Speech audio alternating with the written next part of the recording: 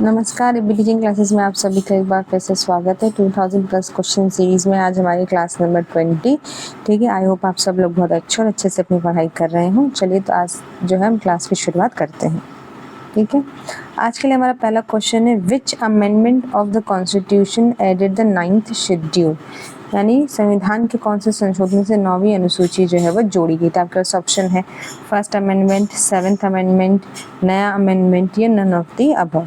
ठीक है, देखिए मैंने आपको जो 9वीं अनुसूची में बताया था कि प्रथम संविधान संशोधन जो है वो 9वीं अनुसूची में जो है वो आता है, तो इसका आंसर होगा फर्स्ट अमेंडमेंट, जो कब हुआ था 1951 में जो है पहला संविधान संशोधन लाया गया था। और उसी संविधान संशोधन को हम जो है वो 9वीं अनुसूची में शामिल करते हैं। साथ साथ जो है जिम्मेदारी संबंधी मामले भी इसके अंतर्गत आते हैं। ठीक है, तो ये क्वेश्चन मैं आपको ऑलरेडी बता चुकी हूँ। ठीक है, ये पीजीटी 2014 में आया हुआ प्रश्न है। चलिए आगे देख लेते हैं। देखिए यहाँ पे साफ साफ लिखा है, 9वीं अनुसूची प्रथम संविधान संशोधन 1951 के द्वारा जोड़ी गई थी। इसके अंतर्गत राज्य द्वारा संपत्ति के अधिग्रहण की विधियों का उल्लेख है। ठीक है, और साथ ही साथ इसमें जो है विषयों में न्यायपालिकाओं में चुनौती नहीं दी जा सकती, इन विषयों को भी इसमें शामिल किया गया है। ठीक है, वर्तमान में इस अनुसूची में कितने अधिनियम शामिल थे? 284 अधिनियम इस अनुसूची में जो है वो शामिल किए गए हैं। ठीक है, चलिए आगे बढ़ते हैं। नेक्स्ट क्वेश्चन है हमारा, नाट्य शास्त्र is in which innovative art has been well preserved is composed by। नाट्य शास्त्र जिसमें अभिनव कलाओं को अच्छी तरह से संरक्षित किया गया है, इसकी रचना किसने की थी आपसे पूछ रहा है। ठीक है, भूति ने की थी, भास ने की थी, भरत मुनि ने की थी या कालिदास ने की थी, किन्होंने की थी? देखिए नाट्य शास्त्र की रचना अगर आपने हिस्ट्री पढ़ी है और विषयों को उन विषयों को पढ़ा है, जैसे कि बहुत सारे जो है काव्य लिखे गए या ग्रंथ लिखे गए, तो उनके लेखक कौन है, इस पर अक्सर प्रश्न पूछता रहा। ये प्राचीन इतिहास का जो है वो टॉपिक है, तो अगर आपने इसे ध्यान से पढ़ा तो आपको इसका आंसर पता होगा कि भरत मुनि ने जो है वो नाट्य शास्त्र की जो है रचना की थी। इसमें जो है गायन, वादन, नर्तन, अभिनय, रंगमंच सब का लिखा हुआ है। ठीक है, और एक संस्कृत भाषा में जो है लिखी हुई पुस्तक है। कौन सी भाषा में लिखी हुई पुस्तक है? तो संस्कृत भाषा में लिखी हुई पुस्तक है। ठीक है, चलिए ये देख लेते हैं। ये देखिए आप इस किताब को अगर याद रखेंगे, नाट्य शास्त्रम, ठीक है, भरत मुनि, तो आपको याद आ जाएगा। इसमें गायन है, ठीक है, संस्कृत भाषा का ग्रंथ है, वादन है, नर्तन है, अभिनय है, रंगमंच है, और अनेक शिल्पों और विधियों का सामंजस्य भी इसी में किया गया है। ठीक है, चलिए आगे बढ़ते हैं। नेक्स्ट क्वेश्चन है, December 22, the day the brilliant Srinivasan Ramanujam was born is celebrated as। December 22 जिस दिन प्रतिभाशाली श्रीनिवास रामानुजम का जन्म हुआ था, वह दिन किस प्रकार मनाया जाता है, उसे किस तौर पर मनाते हैं? National members day, national mathematics day, statistical mathematics day या नेशनल साइंस डे? देखिए जो रामानुजम थे, इनके पर काफ़ी जो है सीरियल्स भी बने हैं और इनके ऊपर पुस्तकें भी लिखी गई हैं, यहाँ तक कि मूवीज़ भी बनी हैं। ये जो है गणितज्ञ माने जाते थे, बहुत ही तेज, इनका माइंड बहुत शार्प काम करता था। किसी भी चीज़ को देख करके जो है मतलब कितनी संख्या से कैलकुलेशन तुरंत कर लेते थे। ठीक है, इसलिए काफ़ी ज़्यादा फेमस थे। तो क्योंकि गणितज्ञ थे तो आप यहाँ पे आइडिया लगा सकते हैं, नेशनल मैथमेटिक्स डे के तौर पर जो है मनाया जाता है इनका जन्म। इनका जन्म जो है 22 दिसंबर 1887 को हुआ था तमिलनाडु में जो कोयम्बटूर जिला है उसके इरोड गांव में हुआ था। किस में हुआ था? इरोड गांव में, कोयम्बटूर जिले के इरोड गांव में हुआ था। ठीक है, चलिए आगे बढ़ते हैं। ये देख लेते हैं हम यहाँ पे। ठीक है, राष्ट्रीय गणित दिवस मनाया जाता है 22 दिसंबर 1887 में तमिलनाडु के कोयम्बटूर जिले के इरोड गांव में हुआ था इनका जन्म दिवस। ठीक है, चलिए आगे बढ़ते हैं। म्यांमार, इसका नया नाम क्या है? म्यांमार को हम एक और नए नाम से भी जानते हैं, माली, बाली, बर्मा, भूटान। देखिए म्यांमार को ही जो है बर्मा भी कहा जाता है। ठीक है, सबको पता है। इसका ये नाम कब बदला गया था? तो 1989 में जो है इसका नाम जो है वो म्यांमार रखा गया था। ठीक है, बाद में इसका नाम जो है वो बदल दिया गया। अब हम इसे बर्मा के नाम से जानते हैं, म्यांमार नहीं कहते हैं। अलग कुछ लोग म्यांमार और बर्मा दोनों का इस्तेमाल करते हैं, लेकिन आप याद रखिएगा, ठीक है, कि चाहे म्यांमार पूछे चाहे वर्मा पूछे, वो एक ही के बारे में पूछ रहा है। ठीक है, इसकी राजधानी है, राजधानी भी याद करना जरूरी है, देशों की राजधानी आप याद कर लीजिएगा क्योंकि उनसे भी कई बार क्वेश्चन बनते हैं। इसकी राजधानी है नायपियोडा, नायपियोडा। ठीक है, प्रोनाउंसिएशन के लिए माफ़ी, हो सकता है कि इसका प्रोनाउंसिएशन कुछ और भी हो, लेकिन स्पेल इसको ऐसे ही किया जाता है, इसे लिखा भी ऐसे ही जाता है। ठीक है, इंग्लिश में अगर आपको जानना है तो इंग्लिश में इसकी स्पेलिंग है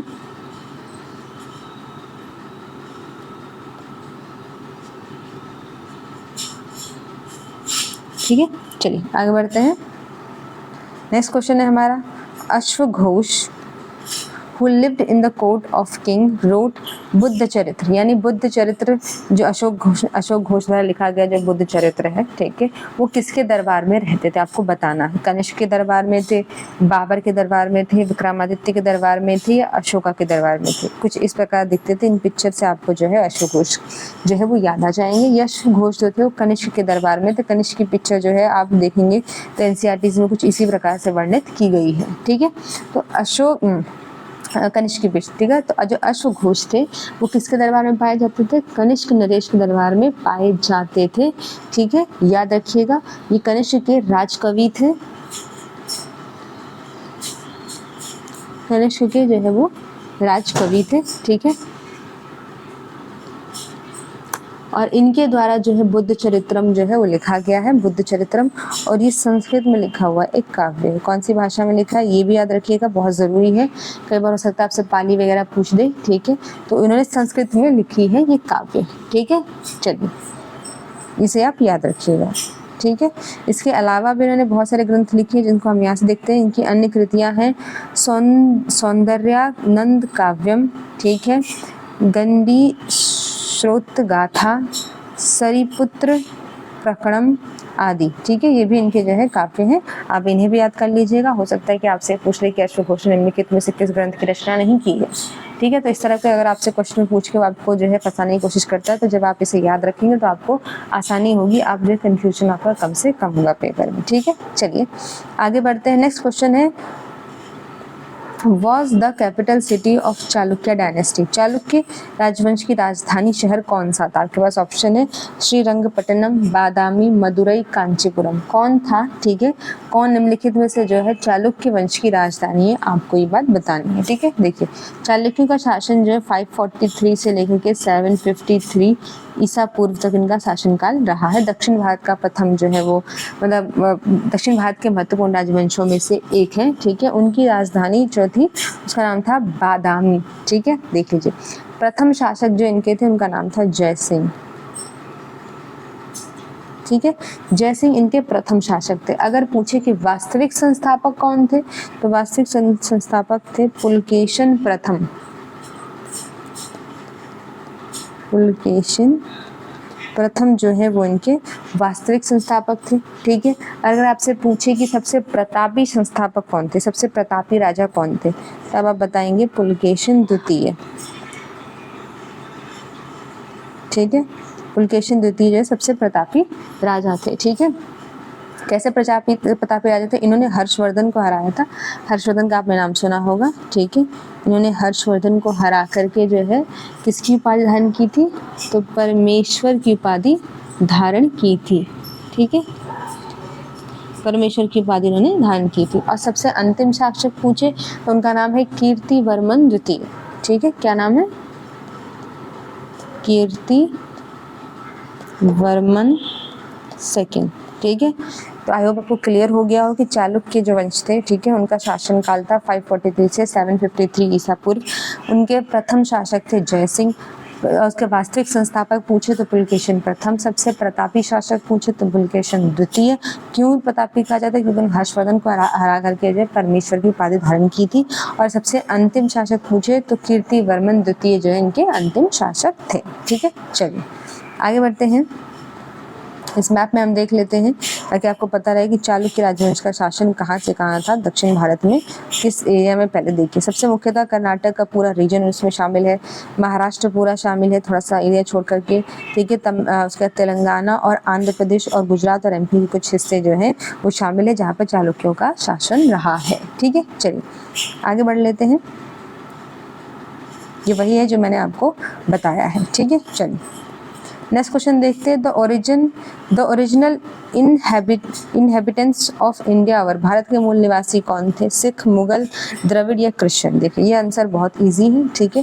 द्रविड़ जो है वो भारत के मूल निवासी थे, मुख्यतः दक्षिण भारत के लोगों को हम द्रविड़ आजकल नाम जानते हैं, लेकिन यही भारत के मूल निवासी थे, ठीक है। लोग तेलुगु, तमिल, कन्नड़, मलयालम आदि भाषाएं बोलते हैं, ठीक है। इसके बारे में और कुछ नहीं है जानने के। चलिए नेक्स्ट क्वेश्चन पे चलते हैं। द क्रिएटर और father of Indian foreign policy किसे कहा जाता है? भारतीय विदेश नीति के रचयिता या जनक कौन थे? महात्मा गांधी, के मुंशी, बी आर अम्बेडकर, पंडित जवाहरलाल नेहरू, ठीक है। तो देखिए इसका आंसर होगा पंडित जवाहरलाल नेहरू को ही हम भारतीय विदेश नीति के जनक कहा जाता है। जब भारत आज़ाद हुआ, ठीक है, तो भारत के पीएम के साथ साथ भारत के विदेश मंत्री और विदेश संबंधी जितने भी मामले थे वो इन्होंने ही देखे थे, ठीक है। तो इन्होंने ही जो है विदेशी देशों के साथ जो है एक तरीके से संबंध स्थापित करने में बहुत महत्वपूर्ण भूमिका निभाई थी, इसलिए हम इन्हें जो है भारतीय विदेश नीति का रचयिता या जनक के नाम से भी जानते हैं, ठीक है। चलिए आगे बढ़ते हैं। UN security council consist of dash permanent member, यानी आपको बताना है यूएन की सुरक्षा परिषद में स्थायी सदस्य की संख्या कितनी है। देखो सबको पता है स्थायी सदस्य की संख्या कितनी है, ठीक है, तो 5 है, ठीक है। आपको याद होगा, देखिए यूएन जो है मेंबरशिप, उसमें 10 अस्थायी सदस्य होते हैं और 5 जो है स्थायी सदस्य होते हैं, ठीक है। 5 स्थायी सदस्यों में से कौन कौन से, ये भी नाम याद हम कर लेते हैं, ठीक है, ताकि हमें कन्फ्यूजन ना हो। देखिए सबसे पहले चीन है, फिर फ्रांस है, रूस है, यूएस है या यूएसए, ठीक है, और यूके है, ठीक है। ये 5 जो है ये जो 5 जो है वो यूएन के जो है वो स्थायी सदस्य हैं, ठीक है, और 10 अस्थायी सदस्य हैं जो हमेशा जो है बदलते रहते हैं, ठीक है। भारत इसका परमानेंट मेंबर अभी नहीं बना है, हालांकि भारत का प्रयास जो है इस संदर्भ में जारी है, ठीक है। चलिए नेक्स्ट सवाल पे चलते हैं। नेक्स्ट हमारा क्वेश्चन है, the first train in India run from Bombay in 1883 to, यानी पहले बताना है कि 1883 में भारत की जो पहली ट्रेन है वो बम्बई से कहाँ तक चली। देखिए सबको पता है बम्बई से वो कहाँ तक चली थी, तो थाने तक चली थी, ठीक है। हमारे जो भारत में रेलवे का जो विकास है वो लॉर्ड डलहौजी के काल में हुआ था। किसके काल में हुआ था? लॉर्ड डलहौजी के काल में हुआ था, लॉर्ड डलहौजी का काल था 1848 से 1856 तक जो है वो भारत में रहे थे। इसी दौरान भारत में जो है रेलवे का विकास हुआ था, और पहली रेलवे जो थी वो 16 अप्रैल, ठीक है, 1853 में जो है बम्बई से थाने तक चली थी, ठीक है। कहाँ तक चली थी? बम्बई से थाने तक चली थी, ठीक है। चलिए आगे बढ़ते हैं। नेक्स्ट क्वेश्चन देखते हैं, which state is called the cradle of Buddhism, ठीक है। कौन से राज्य को बुद्ध धर्म का उद्गम स्थल कहा जाता है? सिक्किम को, बिहार को, यूपी को, एमपी को? देखिए सबसे बहुत इजी क्वेश्चन है, ठीक है। बिहार को कहा जाता है बौद्ध धर्म का जन्म स्थल। क्यों कहते हैं? क्योंकि देखिए पहली, दूसरी और तीसरी जो बौद्ध संतति थी, ठीक है, वो तीनों की तीनों जो है बिहार में हुई थी। पहली बौद्ध संतति जो है आप याद रखिएगा राजगृह में हुई थी, ये बहुत इंपॉर्टेंट क्वेश्चन है, आपसे बौद्ध संततियों से सवाल पूछता है, ठीक है। दूसरी जो बौद्ध संतति थी वो वैशाली में हुई थी, ये भी बिहार में है, ठीक है। तीसरी बौद्ध संतति जो है वो पाटलिपुत्र में हुई थी, ठीक है, ये भी बिहार में है, ठीक है। इसीलिए हम जो है बिहार को जो है बौद्ध धर्म का जो है उद्गम स्थल मानते हैं, ठीक है। चलिए आगे बढ़ते हैं, ये देख लीजिए, इसी चीज़ का एक्सप्लेनेशन है, ठीक है। चलिए आगे देखते हैं।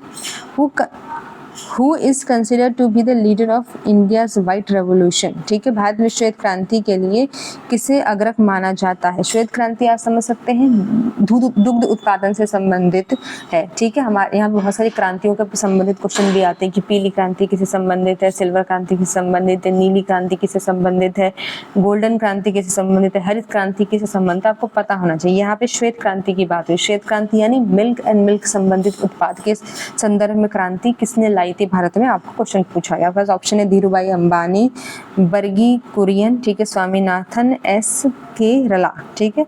आपको बताना है कौन इसमें सही है, ठीक है। देखिए बुर्जी कुरियन, ये नाम याद रख लीजिए। बहुत सारे लोग स्वामीनाथन को टिक करके आएंगे, ठीक है, क्योंकि कंफ्यूजन की स्थिति हो जाती है। स्वामीनाथन नहीं है, बुर्जी कुरियन है, ठीक है, ये याद रखिएगा, ठीक है। इन्होंने जो है क्या किया था, भारत को दुग्ध उत्पादन में जो है प्रथम स्थान शीर्ष पे रखने के लिए जो है वो इन्होंने जो है ये प्रोग्राम लाए थे। उन्होंने एक प्रोग्राम की शुरुआत की थी जिसे हम बोलते हैं national dairy development board. National dairy development board की शुरुआत की थी। इसके तहत उन्होंने भारत में जो है श्वेत क्रांति लेके आए ताकि भारत जो है दुग्ध उत्पादन में क्या हो सके, शीर्ष राष्ट्र बन सके, ठीक है। चलिए आगे ये देख लेते हैं। देखिए ये वही है जो मैंने आपको बताया है, इसमें सेम वही बात लिखी हुई है, ठीक है। कुछ अन्य विषय, कुछ अन्य एक्स्ट्रा जानकारी यहाँ पे नहीं है आपके लिए। चलिए नेक्स्ट क्वेश्चन देख लेते हैं। Asian games are held every year, आपको बताना। देखिए ये क्वेश्चन रिपीटेड है, मैं आपको बताती रही हूँ कि आपको जो है खेलों के आयोजन के बारे में याद रखना है कि कौन ओलंपिक कितने साल पर होता है, ठीक है, कहाँ आयोजित होने वाला है, कौन सा देश इसका जो है वो कर रहा है, ठीक है। और उसके बाद ओलंपिक में कौन कौन से देश जो है वो भाग लेते हैं, किसने नहीं लिया है, सबसे ज़्यादा मेडल किसने जीता, ये सब स्पोर्ट्स से हमेशा सवाल बनते ही बनते, तो आपको याद रखना है, ठीक है। ये रिपीटेड सवाल, तो आपको उसका आंसर पता होगा, ठीक है। हर 4 साल पे जो है वो एशियन गेम्स का आयोजन किया जाता है, नेहरू ने इसकी शुरुआत की थी, ठीक है। चलिए नेक्स्ट क्वेश्चन पे चलते हैं। when an object is placed in front of two parallel mirror, how many image will be formed, आपको बताना है। अगर 2 समानांतर शीशा, देखिए मान लीजिए ये मिरर है, ठीक है, और ये एक मिरर है, इसके बीच में हमने एक बॉल को रख दिया है। तो अब आपको बताना है कि इसके बीच में बॉल लगने पे जो प्रतिबिंब है यानी जो इमेज है वो कितनी बनेगी। तो देखिए जब भी ऐसी स्थिति होती है तो इमेज जो है वो इनफाइनाइट या अनंत बनती है, उसकी आप कैलकुलेशन नहीं कर सकते क्योंकि दोनों आपस में आमने सामने हैं। तो इमेज के अंदर इमेज ऐसे करके बनता चला जाता है, ठीक है। तो आप इसे याद रखिएगा। इसमें याद करने के अलावा ऐसे कुछ समझने वाली चीज़ फिलहाल नहीं है, ठीक है। चलिए नेक्स्ट क्वेश्चन देखते हैं। The 29th state of India, देखिए सबको पता है तेलंगाना जो है भारत का 19वां राज्य है, ठीक है। अब ये क्वेश्चन बहुत इजी है। अब ये जिस टाइम पे आपसे ये सवाल पूछा गया था तब ये एक जीके का टॉपिक था, ठीक है, लेटेस्ट जो है करंट का टॉपिक था, इसलिए आपसे पूछा गया। मैंने आपको ये क्वेश्चन यहाँ इसलिए दिया है ताकि आप भारत के जितने भी स्टेट्स हैं उनका नाम और उनकी कैपिटल, ठीक है, को आप याद कर लीजिए क्योंकि आपसे इनसे सवाल वो बनता है, ठीक है। चलिए आगे बढ़ते हैं। नेक्स्ट क्वेश्चन है, विच of the following part of the plant is used while making saffron. देखिए आपको पता है, मैंने आपको बता दिया स्टिग्मा का यूज़ किया जाता है, ठीक है।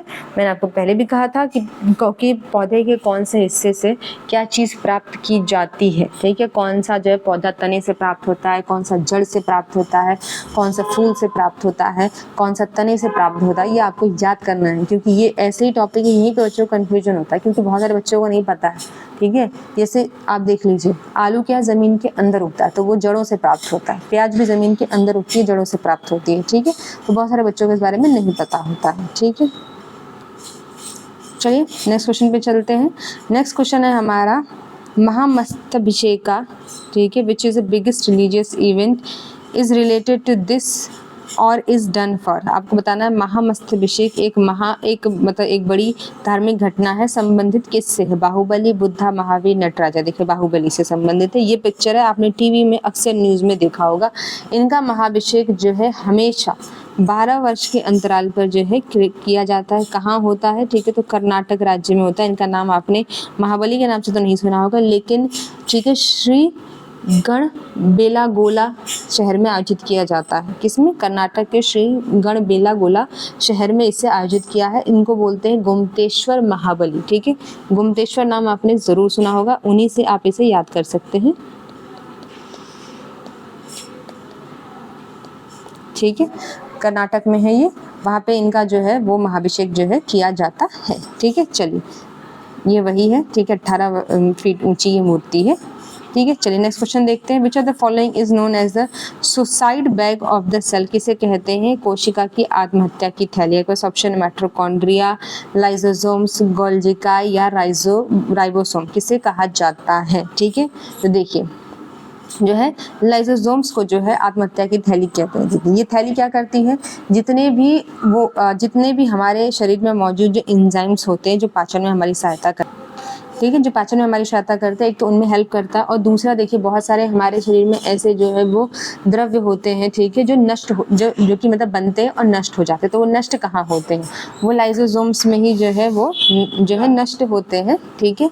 और कई बार क्या होता है जब हम पाचन करते हैं, ठीक है, तो उसके कारण क्या होती है कि हमारी जो कोशिका होती है वो डैमेज हो जाती है, ठीक है। तो जो डैमेज कोशिका है उसको ये क्या करता है, जो लाइसोसोम्स है वो उसे खाने लगता है, वो यानी अपनी कोशिका को खाने का प्रयास करने लगता है, ठीक है। इसलिए हम इसे बोलते हैं कोशिका की आत्महत्या की थैली, ठीक है। इसकी खोज जो है वो 1958 में हुई थी, ठीक है। उनका नाम है डुवे द्वारा जो है इनकी खोज की गई थी, ठीक है। वही माइटोकॉन्ड्रिया को देखें तो इसे हम power house of the cell कहते हैं। क्या कहते हैं? Power house of the cell के नाम से हम इसे जानते हैं, ठीक है।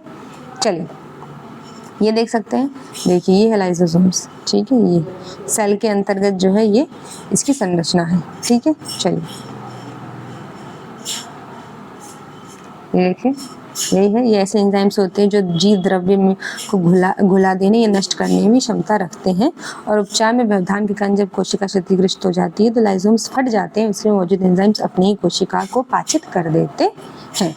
इसकी खोज जो है 1598 में क्रिश्चियन डी डुवे ने की थी, ठीक है। चलिए नेक्स्ट क्वेश्चन देखते हैं। Ease of doing business is prepared and published by, ठीक है, यानी ईज ऑफ डूइंग बिजनेस की रिपोर्ट है वो किसके द्वारा प्रकाशित की जाती है? देखिए ये क्वेश्चन सबको पता है, वर्ल्ड बैंक द्वारा प्रकाशित की जाती है, ठीक है। तो ये बताता है कि मतलब किसी देश में जो है वो बिजनेस करना है आपको, ठीक है, तो वहाँ पे कितनी सहूलियत है, ठीक है, यानी कितनी जो है उस देश की क्षमता है वो कितनी आसानी से, ठीक है, आपको वो इन्वायरमेंट प्रदान कर सकता है कि कोई विदेशी, ठीक है, आकर के वहाँ पे आसानी से जो है व्यापार वगैरह कर सके, वो बताते हैं, ठीक है। और हाल ही की मतलब अगर आप वर्तमान रिपोर्ट का पूछे तो भारत की रैंक कितनी है, तो 63rd रैंक पे है भारत, ठीक है, वर्तमान के अनुसार, ठीक है। चलिए नेक्स्ट क्वेश्चन देखते हैं। Which of the following pair of the river was first linked? देखिए हमारे यहाँ पर जो है बहुत सारी नदियों को जो लिंक करके जो है रिवर लिंकिंग कार्यक्रम चलाए जा रहे हैं। क्यों? क्योंकि देखिए होता क्या है कि कुछ एरिया में बहुत ज़्यादा बारिश होती है तो कुछ एरिया जो है वो ड्राई रह जाता है, तो कुछ नदियों में पानी ज़्यादा तो कुछ नदियों में पानी बिल्कुल ही कम है या समाप्त हो रहा है।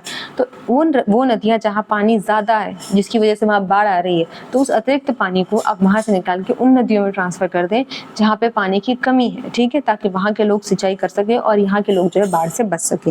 ये जो है रिवर लिंकिंग का एक तरीके से उद्देश्य था। तो सबसे पहली नदी जिसके अंतर्गत जो है कनेक्ट किया गया था वो है सोन और महानदी, ठीक है।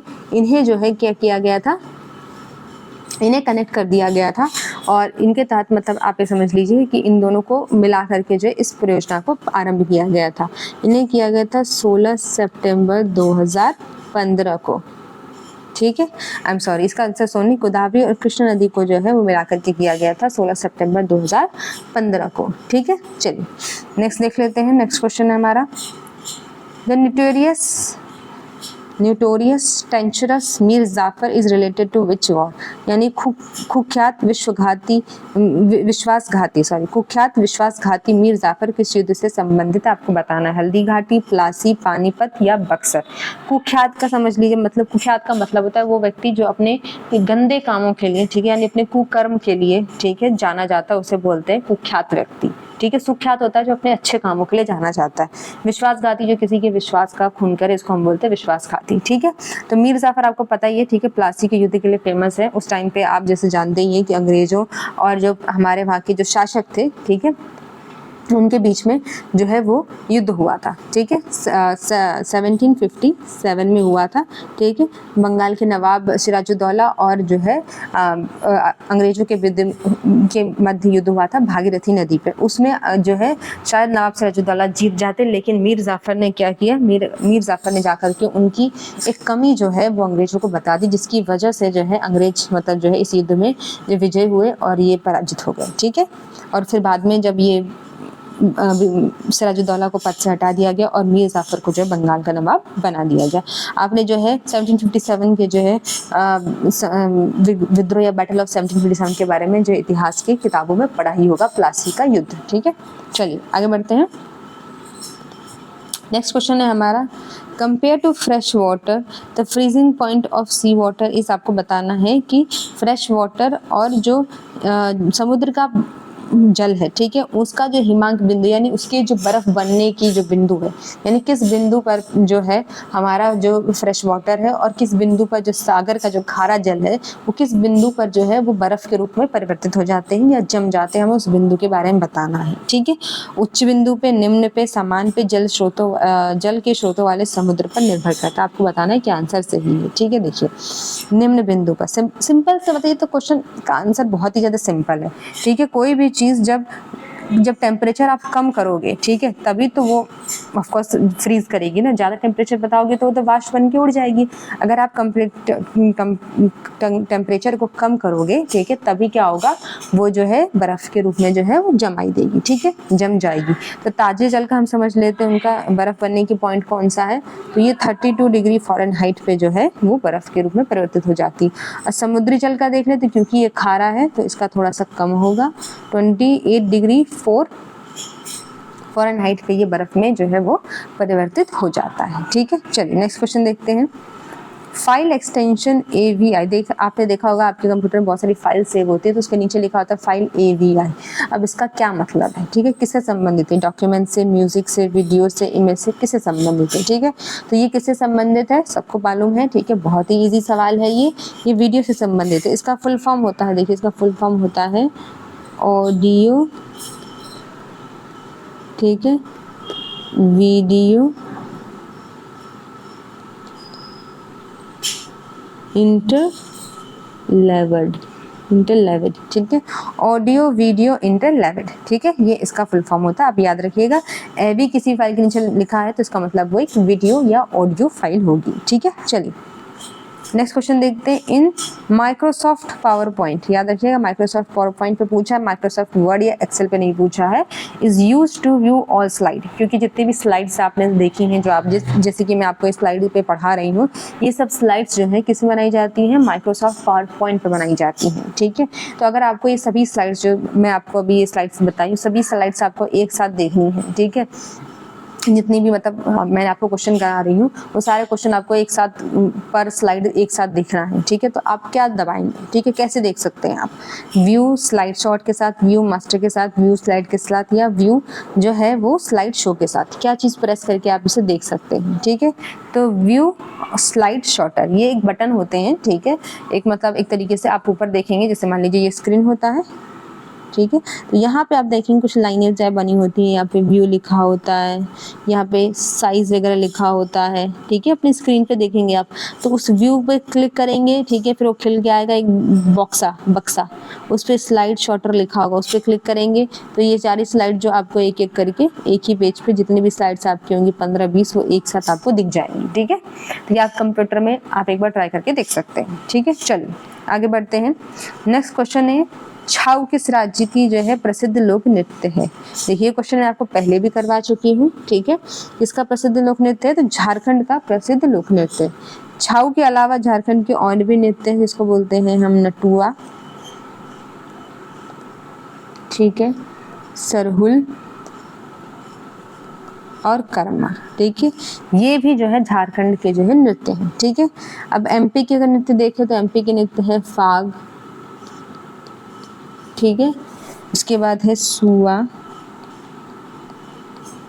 उसके बाद है चैत्य। ठीक है, और नागालैंड के देखें तो रेग नागा, उसके अलावा लिम चोंग। ठीक है, ये नागालैंड के नृत्य हैं। ठीक है, चोंग।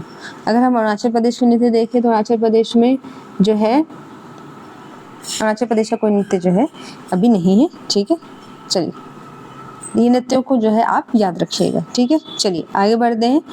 With which symbol do all formula start in MS Excel, यानी MS एक्सेल में सभी फार्मूला किस सिंबल के साथ जो है आरंभ होते हैं। देखिए MS एक्सेल का इस्तेमाल जो मुख्यतः कैलकुलेशन वगैरह के लिए किया जाता है, ठीक है। इसमें आप प्लस माइनस करके स्टैटिस्टिक्स डाटा बनाना हो या फिर जो GST की, मतलब जो भी आपको जो भी चीज़ जो है जिसमें भी नंबरिंग का प्रयोग किया जाता है, ठीक है, या कोई डाटा जिससे संबंधित है, जैसे GST का वैल्यू आपको ऐड करनी है, ठीक है, आपको कोई जो है एक तरीके से जो है वो बिल बनाना है, ठीक है, जो भी आप चीज़ें खरीदते हैं उनका भी बिल बनता है, तो वो सब जो MS एक्सेल में बनाया जाता है, ठीक है। तो उसका जो भी फॉर्मूला या सिंबल जो आरंभ होता है वो इज इक्वल टू से आरंभ होता है, तो इसका आंसर होगा डी, इक्वल टू से आरंभ किया जाता है, ठीक है। जो लोग कंप्यूटर साइंस के बच्चे हैं उन्हें इस बारे में ज़्यादा अच्छी नॉलेज होगी, लेकिन जो लोगों को कंप्यूटर साइंस में शामिल नहीं है फिर भी उन्हें क्योंकि पेपर देना ही होता है, तो आप इसे बस एक तरीके से रट लीजिए, ये याद कर लीजिए ताकि आपके लिए ईजी हो, ठीक है। चलिए आगे बढ़ते हैं, ठीक है। नेक्स्ट क्वेश्चन है हमारा, in which region of India the vegetation would be classified as halophyta. देखो हेलोफाइटा वो पौधे होते हैं जो नमी में भी, यानी नमी से आप मतलब समझिए पानी के अंदर भी जो है वो जीवित रह सकते हैं।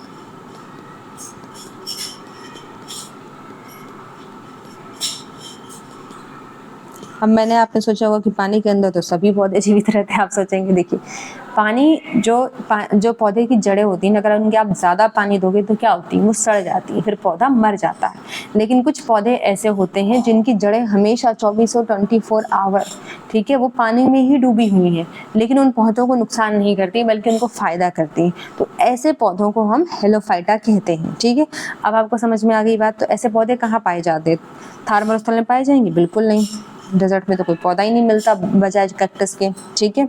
मध्य हिमालय में पाए जाएंगे? नहीं, वहाँ तो बर्फ होती है, वहाँ भी नहीं हो सकता। गंगा के मैदानों में जो है हेलोफाइटा पौधे नहीं पाए जाते, क्योंकि गंगा के मैदानी जो इलाके हैं वहाँ पे इतनी भी ज़्यादा जो है वो नहीं है, मतलब जो इतना भी ज़्यादा जल की मात्रा नहीं कि पानी में जड़ें डूबी रहे हमेशा, ठीक है, तो ये भी नहीं हो सकता। हालांकि सुंदरवन में जो मैंग्रोव वन पाए जाते हैं, आपने देखा होगा मैंग्रोव वन की जो जड़ें होती हैं वो हमेशा पानी में डूबी रहती हैं। तो हेलोफाइटा का एग्जाम्पल क्या है? हेलोफाइटा का एग्जाम्पल है सुंदरवन, ठीक है। चलिए ठीक है, इसी के साथ आज की हमारी क्लास समाप्त होती है, ठीक है। आपको इसका PDF चाहिए होगा तो विद आंसर आपको इसका PDF जो है आपको टेलीग्राम चैनल पे दे दिया जाएगा। इसी के साथ आज की हमारी क्लास खत्म होती है। आई होप कि आप लोग अच्छे से पढ़ेंगे और अपनी प्रिपरेशन चालू रखेंगे, ठीक है। और जिन बच्चों की ये डिमांड थी कि जो है मैम आप पिछले 5 ईयर का जो है क्वेश्चन पेपर कराइए, ठीक है, उनकी डिमांड को जो है नेक्स्ट क्लास से जो है शुरू किया जाएगा, ठीक है। और ये क्लास के साथ ही से भी कंटिन्यू किया जाएगा, और साथ ही पहले जो है 5 ईयर के क्वेश्चन पेपर समाप्त होने के बाद हम जो है वापस से जो पुराने ओल्ड पेपर इन्हें भी कंटिन्यू करेंगे, ताकि आपका जो है हर डायमेंशन जो है वो कवर हो सके, ठीक है। तो आज के लिए धन्यवाद, अब आपसे कल मिलते हैं। Thank you.